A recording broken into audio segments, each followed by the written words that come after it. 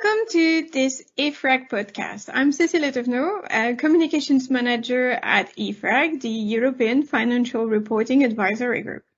This podcast is part of a series focusing on sustainability reporting matters. In a previous episode, we presented an overview of the latest European Lab and EFRAG report called Towards Sustainable Businesses, Good Practices for Business, Risks and Opportunities, Reporting in the EU. Today, we will discuss the use of technology in sustainability reporting as shown in the report.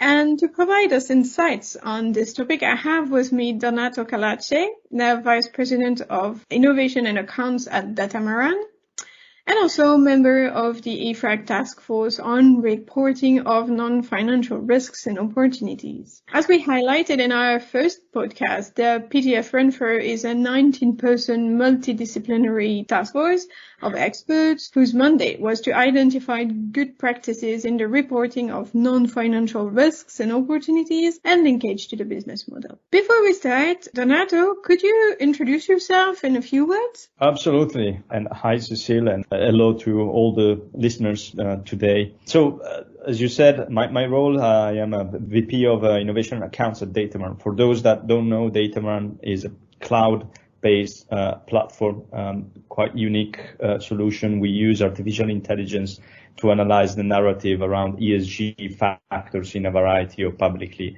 available sources, and we work with many of the Fortune 500 companies that use us to identify material issues, identify and manage risks related to emerging and ESG factors. My background, I have a background in management and accounting, so I really bring that kind of mindset in the sustainability and ESG space.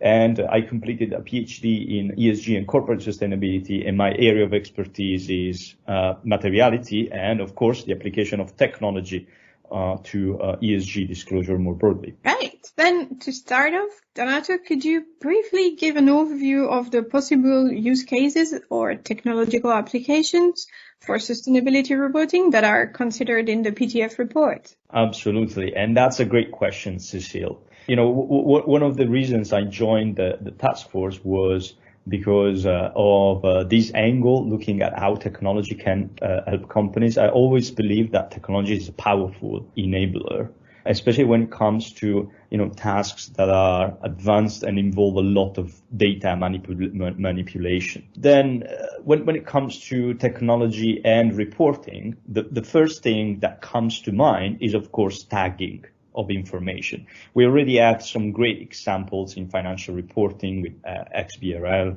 for example, that allows to tag the information and make it more digestible, easier to use and consume. But also based on my experience with Datamaran, I've learned that technology can do much more than just tagging of information. And that was, the contribution, the angle I was bringing within the task force.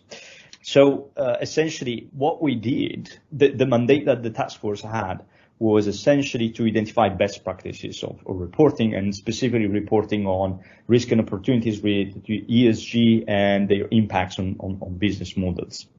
So in order to understand how technology can help there, what we did with my colleagues in the work stream that actually looked at technology was, one, identify, first of all, the user needs, right? And when we looked at user needs, we were thinking broadly to, investors on one side, on the other side, report preparers, but also the regulator and, stakeholders more broadly.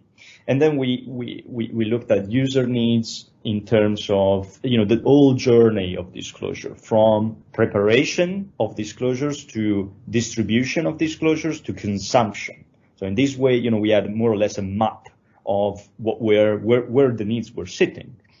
And on the other hand, we looked at technological solution. Now, we didn't have a sort of, let's say, engineering kind of definition of technology. We looked at really technological solution in that sense, meaning, what can technology enable? So we listed down, after doing, some interviews with experts, but also a literature review, we listed down 7 broad categories of technologies, which are the ones that, the readers can find in the report.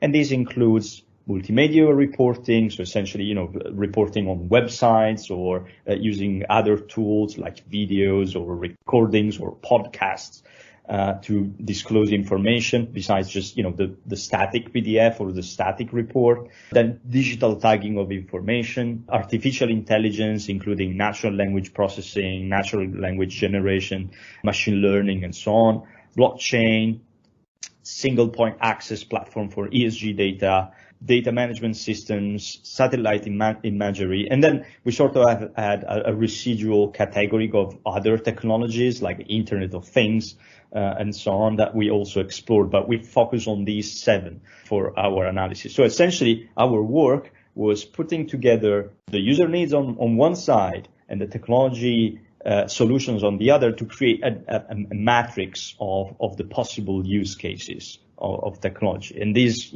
allowed us to paint what are the possible best practices and how technology can help. Okay, thank you for all those details. But could you tell us, how did task force evaluate exactly the use of technologies in companies?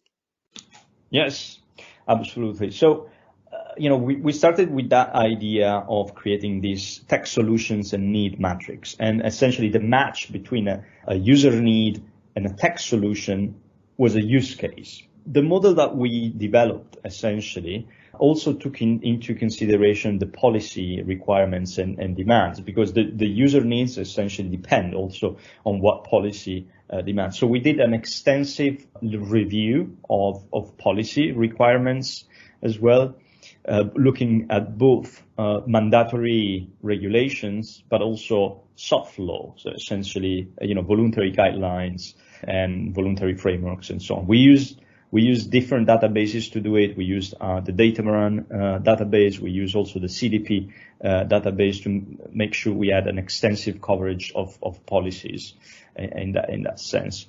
And then once we had this framework in place, we knew what we were looking for. So at that point, we started looking at actually practice, and we use corporate disclosure as a point of reference. So the other colleagues from the work stream 1A identified companies that were in particular, doing a good job in terms of disclosures. So we looked at these universe of companies first. We use a Datamarun database of reports to streamline a bit the research of examples of application of the different technologies that we were looking at in relation to the different user needs. So we were looking at the real data and the real disclosures done by companies. Okay. But Donato, it strikes me that in the task force report, there are only 7 examples of companies applying technology for reporting, compared to about 30 examples of disclosures on business and sustainability matters. Why are there so few examples, and what can we learn from these examples? That's a great question. And there are different implications that we can draw from this output, from this result. First of all, I think there is a need for more transparency about methodologies that companies use to put together their disclosures. And, technology in the end is an enabler. So when typically in the examples where we found references to technologies when companies were describing what kind of processes they had in place and how they ensured that these processes were, for example, reliable or accurate or, could be trusted. And technology plays a role in that sense as a enabler. Where, this sort of methodological narrative explaining how things were done was missing, there were no references to technology as well. So that's one element. The other element is also that the use of technology, especially when it comes to ESG disclosure, is not yet so popular, is not yet so spread among practitioners. There are different reasons behind that. One for sure is that, there's no really standardization in sustainability reporting, so it becomes more difficult to build, a technological solution because there are different standards and frameworks you can refer to. So it's really fragmented right now. hopefully that will change with the European standards coming out soon. But also, I think it's a matter of budget allocation and resource allocations in companies. Well, we all became very familiar with the idea that the intention of the regulator, but in general, the intention of the movement of sustainability reporting is that we want to put sustainability reporting on an equal footing with financial reporting, right? And when we say that, we tend all to agree with this. But when it comes to the implications of it, it becomes trickier. Because if you take any company organization and the budget and resource allocation they have for financial reporting, and you compare that to sustainability or ESG reporting, there's no comparison. There's no match. So I think in the future we will probably see a change in that sense, especially because the intention of the regulator is really to put these two kind of reporting on an equal footing. So I guess companies will need to plan more about giving their teams more resources, even technological resources, to manage this vast amount of data. So in the report, we see a matrix showing how the 7 different technologies can improve reporting practices for the benefit of preparers and users. Could you summarize the main takeaways and also precise if these technologies have a higher potential to improve reporting, like rather than others? Absolutely. And that's another great finding, I think, of our report. So another work stream was looking at a practical framework, essentially a framework that is describing what are all the qualities that characterize good disclosure. And, there are qualities like reliability, materiality, relevance, and timeliness. I won't go through all of them. You can read the report and find them. But what we did was looking at the use cases enabled by the technology and matching those to the qualities of good disclosure included in the practical framework. So in this way, we sort of mapped how technology can really help achieve good disclosure. And there is a really, powerful visualization. It's a sort of mosaic visualization that you find in the report, essentially matches the different the 7 technologies we analyzed with the different elements, qualities included in the practical framework. The technology that was showing most matches was artificial intelligence. I mean, it's quite easy to understand why artificial intelligence is such a large field with many different applications. So there is a lot of potential there. But I would say the way to look at this is that some technologies are more specific, have a very specific use case, like, for example, satellite imagery can be very useful when it comes to get primary data instead of proxy data on some events, like, for example, floodings or even, deforestation, in some cases, even violation of human rights, very interestingly. So we believe that the analysis that we conducted can also help companies prioritize their resource allocation when it comes to investment in resources. Like, if they know that a specific technology can enable certain qualities in their disclosure, then they can focus on that kind of technology. If they know that, they have a need to increase the reliability or timeliness or materiality of their disclosures. Okay. So finally, it seems that only a few companies are currently realizing the full potential application of technology for reporting. Do you see that changing in the future? What factors can change that? And also, how can the work of the PTF-RNFRO help there? That's a very interesting question, Cecile. Well, I can speak first from experience, working in a SaaS company, in a tech company. Over the past years, we've really seen a shift. At the beginning, there were just the visionaries, the leaders and front runners that wanted to embrace technology to improve their disclosures, increase their visibility on the horizon of emerging issues.